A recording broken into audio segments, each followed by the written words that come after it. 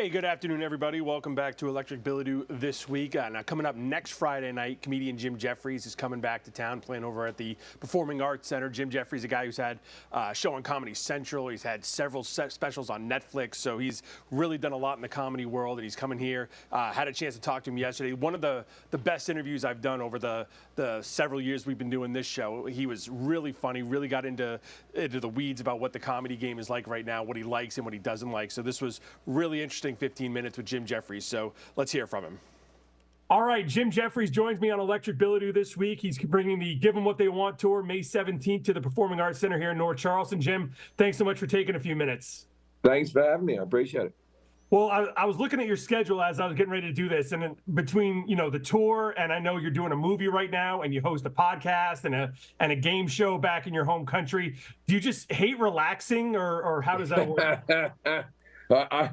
I just keep working until they tell me I can't. You know what I mean? There'll be a day where no one will want me, so I might as well make why it's good, yeah? So how do you, one, just keep going through all this, and stay motivated to do this much? Well, the stand-up's easy because it's so much fun. You know what I mean? The stand-up's easy to keep going. And then everything else, acting and game show hosting and writing scripts and stuff like that, I just feel like, you should give everything a go. Maybe I'll find out one day that I'm good at one of these things. You know what I mean? I think you found out you're good at most of these things. Oh, I do all right, but no, I'm at the moment I'm on a Monkey Paw production movie, a Jordan Peele produced movie, and it's quite a daunting task. Working with famous actors, etc. And doing the game show hosting, I didn't really get good at that until I'd done like about 10 episodes already, and I could watch myself back and know where I made my mistakes and where I went well. What about you? You think you're good at this yet? Or no, I'm terrible at this. That's why I'm in Charleston after 20 years. No, you seem to be that and it's hard to leave the beach after 20 years. You get used to just going to the beach every other day, and it's like, yeah, I'm not going to Cleveland. The heck with that. Yeah, exactly. No, I'm with you. I'm in Albuquerque right now. There's not many beaches here. So I know before you come to Charleston this weekend, you're going back to LA for the Netflix is a Joke tour. Right. That's got to be a crazy scene right now. Just pretty much every big name comedian is in LA. That's just got to be a crazy thing to be a part of. Well, it's kind of weird to try to sell out a show when there's people performing at the Hollywood Bowl and people performing at the Greek Theatre on the same night and stuff like that. But it's good to hang out with everybody, because as a traveling comedian, people always ask you about, oh, what do you think of this comic? What do you think of that comic? And to be honest, 80% of them I've never met because I work by myself and I'm on the road, But you sort of know each other through doing a podcast here or a podcast there, or you got friends of friends and you're both comedians, so you got something to chat to. So more than the gig, I'm looking forward to hanging out with the comedians. It seems like half of stand-up comedy now, besides doing the shows, is just you're hosting your podcast and you're doing other people's podcasts, and it just seems like it's one big circle over and over. Well, this is the thing. These podcasts, many of them get listened to more than people watch TV. You can go on a late night show and have a really good spot and sell less tickets the next day than if you go on a podcast and you do a really good spot. So, I don't underestimate when someone says, "Hey, can you do my podcast?" I don't underestimate what the value of that could be. And also having new listeners. It's all about, getting other people's fans aware of you as well. That's got to be one of the biggest changes since you started doing stand-up is, 15 years ago, like you said, you could go on Leno or Conan, and that would set you up for weeks, if not months. Yeah. Well, I've never been very good on social media, which is strange because arguably my career's been made off the internet, but I don't know how to load a clip up onto YouTube. I'm being completely honest. I got people who I pay to do things and stuff like that, but I've never been really an internet guy, or I've never quite known what I'm doing. I post a little bit on Instagram and Facebook, but I wouldn't know how to edit a clip and put that up. I have no idea. I So was going to ask you about that. I'm just lucky that I had a career pre-YouTube, not what YouTube is now. Right. I'm not that old. Pre-telephone. No, but I had a more of an organic career that started in the UK where you did a gig, people liked you, they told their friends, more people showed up the next time, they told their friends. And I still think that's sort of the way to go. I'm not sure. I'll be honest with you. I think I've played in Charleston before. Have I been to Charleston before? I'm pretty sure you have. Is that really rude? And people are going to think I'm really rude now, but you don't get a chance to go out. If you're in for a day, you go in for a day, you do the gig, you leave. You know, as long as I don't get beaten up or robbed or anything like that, that city's a successful city for me. You know what I mean? But I hope the people who saw me before come back, and I hope they tell their friends and that type of stuff. I've got a real good show at the moment that I'm about to tour Australia with. I'm about to tour South Africa with. I've already toured Europe with it and Asia. And this is the thing about stand-up comedy.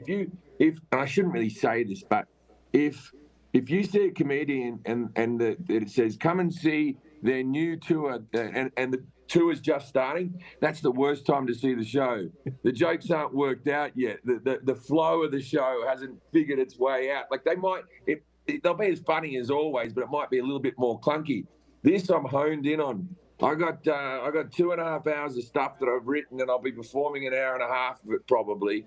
You know, and I'm real happy with the show. It's ready to record a special if I so wish, but I'm going to wait a little bit longer for that.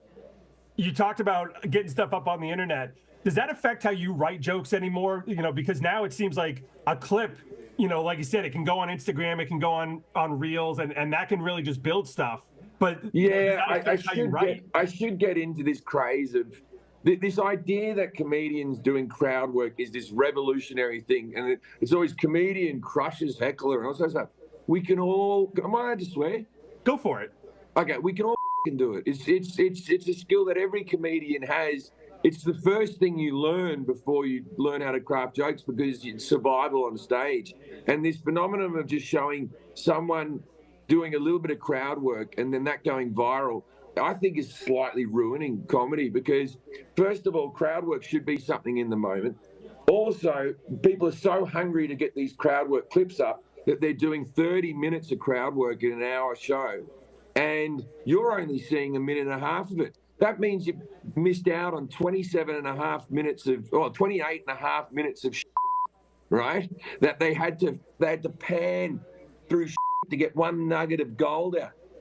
I'm much more impressed with a comedian who brings out a banging 30 minutes or a banging hour special. These are things that you've taken a lot of time to. This is the same problem that's happened with music. We used to listen to albums, and the artist had an idea of how the album track should go and how the flow of the thing should be. If we just went to the Beatles when they first came out, I want to hold your hand, boom, I'll buy that song on this song. It would be a very disjointed experience of that band. And that's what you're getting with comics at the moment. And so I sort of started coming up through the ranks, going to comedy festivals like the Edinburgh Festival, where people came and reviewed your full hour show. So even now, I don't like putting up certain clips of my comedy out of context. So if you haven't heard the lead up to the joke, the 20 minutes leading up, like my opinion's there, and sometimes you don't know the character, or that I'm joking, not that I'm a character as such, but that you don't know that I'm joking in that moment because you haven't heard the whole ebb and flow. I might sound like I do. I sound like a complete wanker right now, but what I'm telling is the truth. You know, this TikTok idea of cutting up comedy is producing utter and you can go out and see him. And I'm not gonna pick on any comic. Anybody who is making people laugh in a room is doing a good job. I think all laughs are equal. If you can make a room laugh to that level, I don't care how you got there, right? Well, Sorry, go. I was just going to say, you know, you talk about it with music, like in albums. It's not even an album anymore. Like now, even a song, you know, a song used to be 4 minutes, and now it's like 2 minutes, and it's just the same hook 3 times, and that's the whole song, just so it gets on TikTok. Well, this is the whole thing. We're all limited to TikTok now. So, Kate, in my opinion, the peak of comedy was the early 2000s. That might be because that's when I was sort of, maybe 2010 was when comedy was really killing. And at the moment, we're going through a big boom of people doing arenas and stuff like that.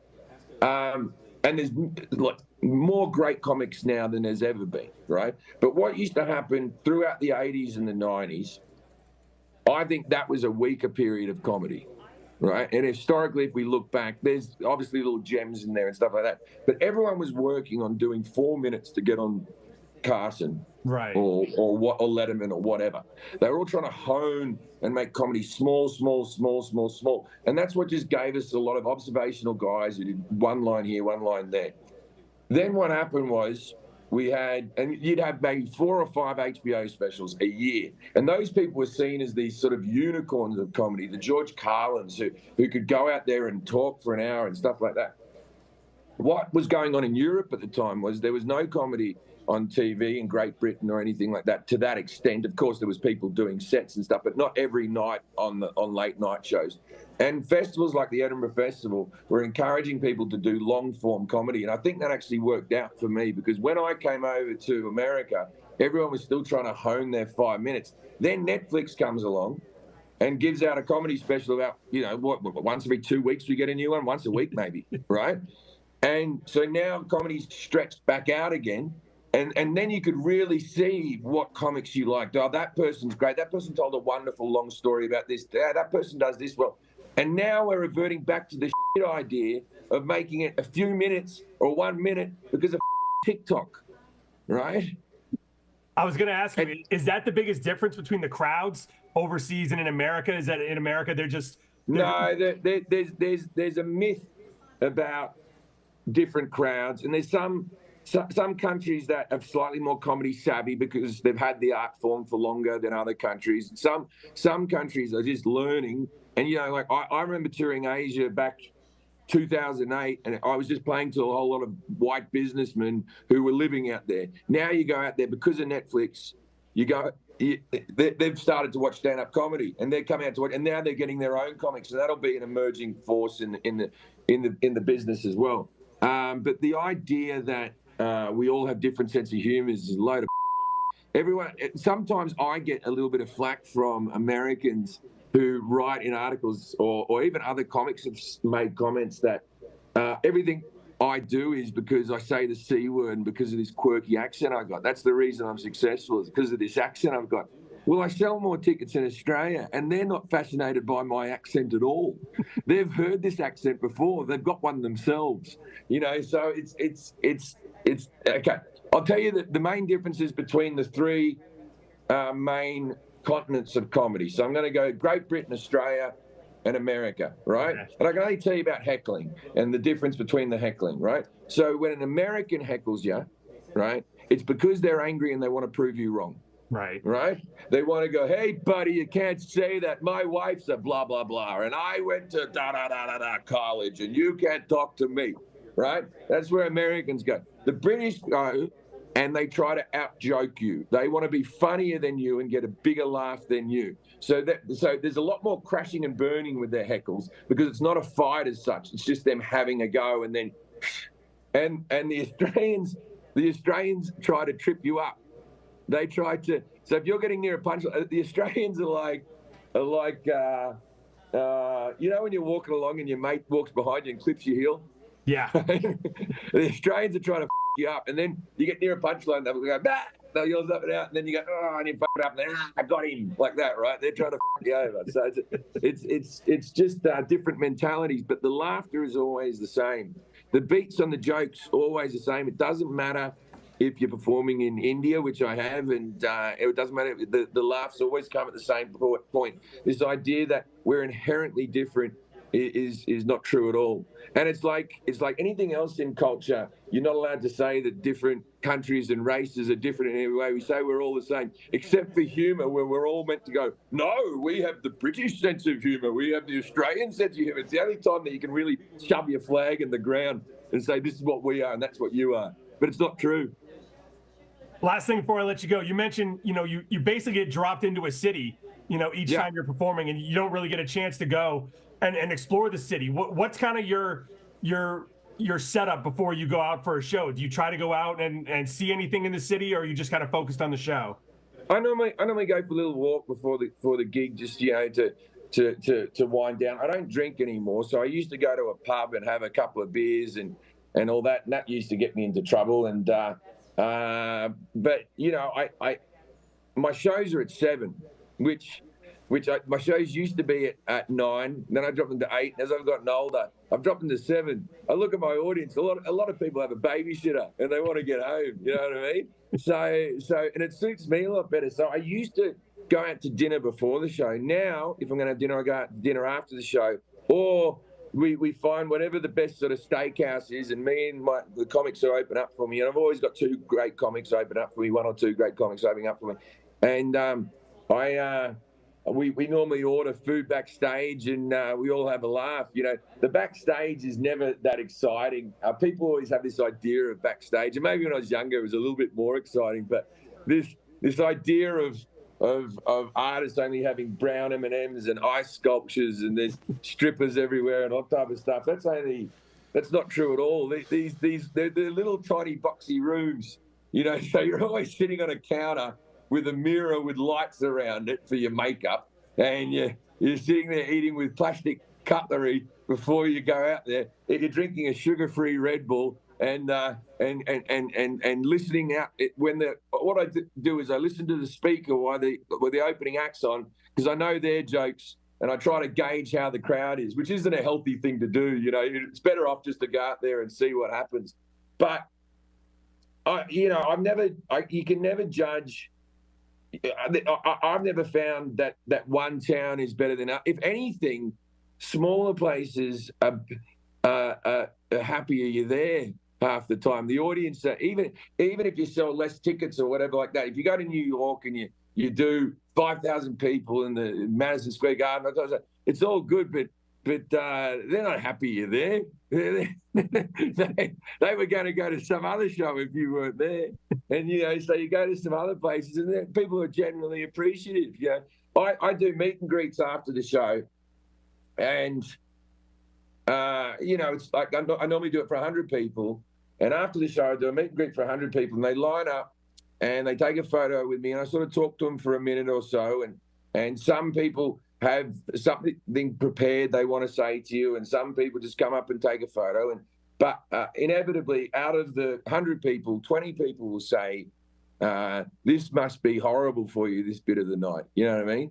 And they're look, it's still work in the sense that you have to do something. You know what I mean? But it's wonderful. I think it's not like I need it as such, but imagine being Santa Claus and everyone just wants to compliment you. You know what I mean? How wonderful is that? How dare I ever take that for granted, that people have lined up to say hello and say how much they've enjoyed the show. What a wonderful experience. So I try not to take any of these things for granted, because one day it'll all be over and I'll be an old man and no one will be lining up to take a photo with me. So I appreciate every single person who comes to see me, and I really mean that from the bottom of my heart. Well, you've crushed my dream that there's not just strippers walking around in the backstage at all times. But besides that, Jim, coming back May 17th, Performing Arts Center, we're really excited to have you back in Charleston. And thanks so much for taking a few minutes. Well, I appreciate your time, mate. Really do. Awesome.